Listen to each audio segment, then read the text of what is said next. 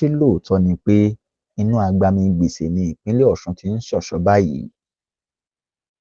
Kàyéfì ni ìròyìn kan tó jáde láìpẹ́ yìí pé gbèsè tí ìpínlẹ̀ Ọ̀ṣun ti jẹ báyìí lábẹ́ ìṣàkóso gómìnà Adémọ́lá Adélékè ti tó bílíọ̀nù lọ́nà náírà. Gẹ́gẹ́ bí ìròyìn náà, eléyìí tí ayẹ̀wé owó àgbà fún ìpínlẹ̀ Ọ̀ṣun, Kọ́lápọ̀ Idris fi síta, ṣe yànnàná rẹ̀ nínú àkọsílẹ̀ ìnáwó ìjọba ìpínlẹ̀ Ọ̀ṣun lọ́dún 2023. Òbítíbitì owó tí ó ní èlé lórí ni wọ́n ti yá. Níbẹ̀ ló ti di mímọ̀ pé gbèsè abẹ́nú tó fi mọ́ èyí tí wọ́n yá láti máa san owó oṣù àwọn òṣìṣẹ́ jẹ́ bílíọ̀nù lọ́nà náírà ó dín díẹ̀, ìyẹn 21.6 billion. Èyí tí wọ́n yá ní báǹkì jẹ́ bílíọ̀nù lọ́nà náírà ó dín díẹ̀, 73.9 billion, àti owó tí wọ́n gbà látọ̀dọ̀ ìjọba àpapọ̀ tí ó lé ní bílíọ̀nù náírà. Ìjọba ìpínlẹ̀ Ọ̀ṣun kò fi owó yíyá yìí mọ lórílẹ̀-èdè Nàìjíríà nìkan látàrí bí wọ́n ṣe ń yá owó láì ronú àtúbọ̀tán rẹ̀. Owó tó lé ní bílíọ̀nù náírà ni wọ́n ti yá sílẹ̀ de àrọmọdọ́mọ àwọn ènìyàn ìpínlẹ̀ Ọ̀ṣun. Kò tán síbẹ̀, ìwádìí àwọn òṣìṣẹ́ ọ́fíìsì tó ní àkọsílẹ̀ bí ìpínlẹ̀ kọ̀ọ̀kan ṣe ń kọrùn bọ gbèsè sí, ìyẹn Domestic Debt Management Office (DMO) fi hàn pé ṣe ni ìpínlẹ̀ Ọ̀ṣun ń yíràá nínú gbèsè báyìí. Lára rẹ̀ ni gbèsè kan tí wọ́n mọ̀ọ́mọ̀ daṣọ bò láì jẹ́ káwọn aráàlú mọ̀, ìyẹn sì jẹ́ bílíọ̀nù náírà ó dín mẹ́fà, 114 billion. Owó tí wọ́n yá kún bọ́jẹ́ẹ̀tì jẹ́ 17.2 billion. Owó tí wọ́n gbà láti ibi àṣẹ́sílẹ̀ epo rọ̀bì (excess crude account) jẹ́ bílíọ̀nù náírà, àti owó tí wọ́n yá láti fi ṣe iṣẹ́ àkànṣe láàárín ìlú tí iye rẹ̀ lé ní bílíọ̀nù náírà.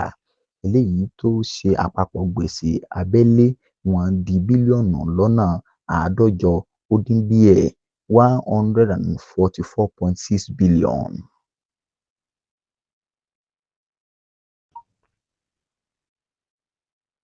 Bákan náà, owó tí wọ́n san lórí gbèsè lọ́dún 2023 lé ní bílíọ̀nù náírà, 16.73 billion.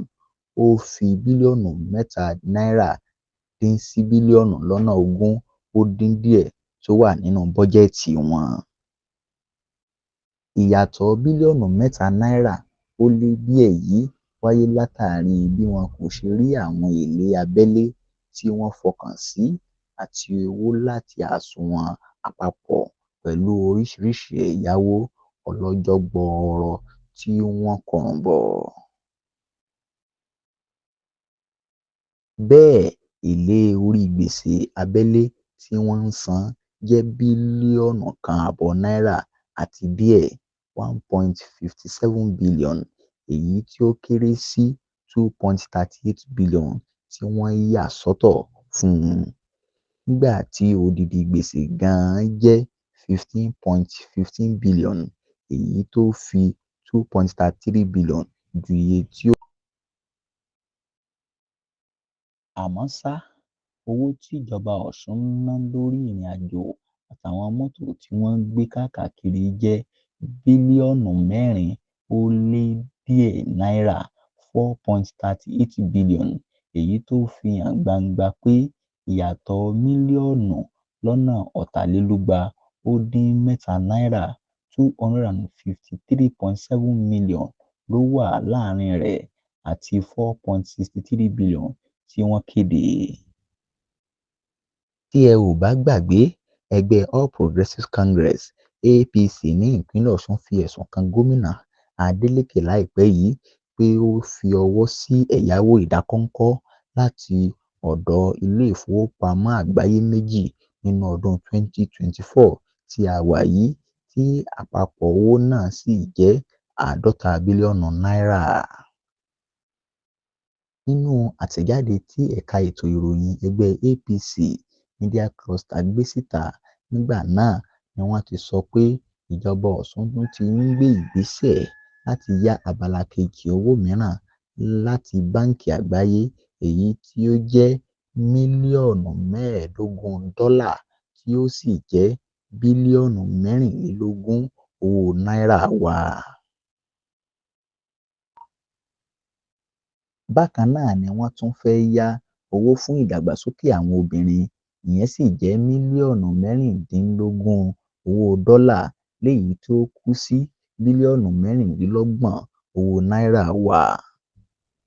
Wọ́n ní gbogbo àyẹ̀wò tuntun tíjọba ń gbèrò yìí yóò sọ gbèsè Ọ̀ṣun lápapọ̀ di bílíọ̀nù 400 ọdún 2025 ni wọ́n sì ń gbèrò láti gbà á. Àmọ́ ṣá, àwírún-àwígbà kò sí ọmọ ìpínlẹ̀ Ọ̀ṣun rere tí yóò gbọ́ nípa àwọn owó ńláńlá tí wọ́n ń dárúkọ káàkiri yìí tí kò ní ronú lẹ́ẹ̀mejì.